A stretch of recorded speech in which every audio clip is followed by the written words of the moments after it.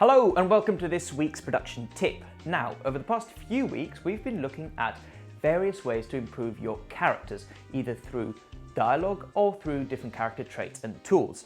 Now, in the next few weeks, we're going to go on to look at what is perhaps the most important part of your script. That's the story or plot. Drama is life with the dull bits cut out. Now, we're not going to give you any ideas for a story because that would be cheating, but what we are going to do is help you define the story you want to write through thinking about it, and we're going to give you some excellent terms you can use to talk about your story within the context of the film industry. So, talking about terms, here are two to try out. High concept and low concept. High concept is a story that can be pitched easily with a concisely stated premise. The movie literally does what it says on the tin. Can anyone think of any good examples of this? I have had it with these motherfucking snakes on this motherfucking plane. Everybody strap in. I'm about to open some fucking windows. Now, high concept is a term that's been used and misused by writers for years. A lot of people think it involves pitching, and it does, but not necessarily in the way that people think.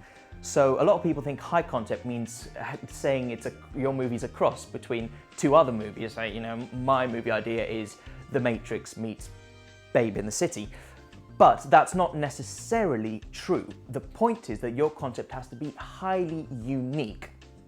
Now, that doesn't mean it has to be completely original. Taking other ideas and putting a twist on them and changing them is a perfectly valid strategy for a high concept story. So a good example of this is Cabin in the Woods, right? It follows the archetypal horror film story. You take a group of 7 or 8 kids, you put them out in the middle of nowhere, in a house, and you chop them up. But there's a twist. In this movie, all the kids are being watched, Big Brother style, and the scares are all controlled. Not here. Oh, baby, come on. We're all alone. High concept also means that your story has to appeal to the masses. Now, you as the writer might think that your story is really unique and original, but if you can't pitch it because it's so complicated, then it's difficult to sell that script. And if you're trying to sell a script, you've got to think about your target audience. The trick is, write your unique story and think about your unique twist.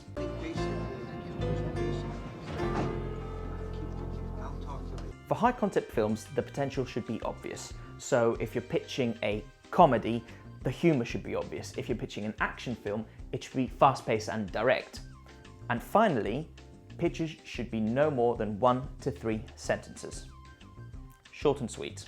There's a bomb on a bus. Once the bus goes 50 miles an hour, the bomb is armed. If it drops below 50, it blows up. What do you do? What do you do?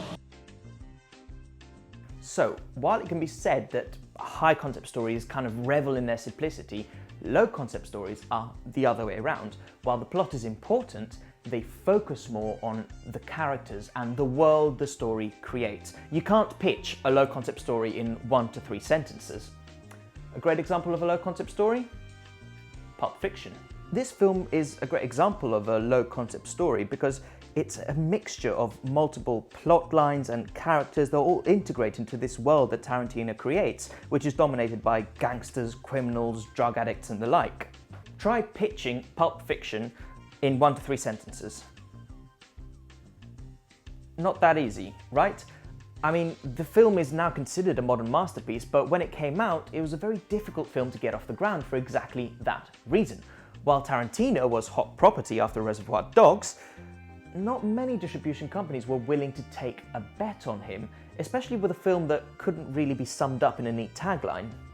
Another great example would be Little Miss Sunshine, for example. The plot is about a family who want to take their daughter to a beauty contest. But if you actually watch the film, it's about much more than that. It's about all the different characters, it's about the family, it's about how they all affect each other. That is a great example of low concept.